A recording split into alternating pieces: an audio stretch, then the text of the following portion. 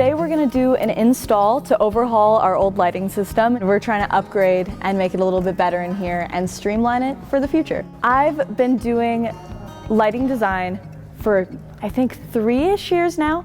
They sent me an email. They were like, hey, we're gonna do this overhaul and this is gonna happen. I was like, awesome, sounds good. And they were like, would you like to be a part of that? And we were like, absolutely. I'm always looking to get students involved as soon as possible. Anytime that they show an interest, I want to get them learning the proper way to do things. I'm always happy to teach.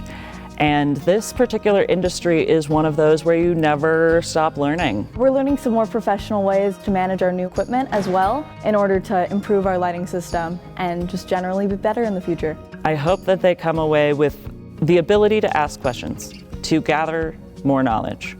Asking for help is very hard, even as an adult, and so if they come away from that feeling like they can enter a theater and start asking questions, that's what I hope they take away from today. It's just great to see that happening and gives me a lot of hope for the people who come in after me.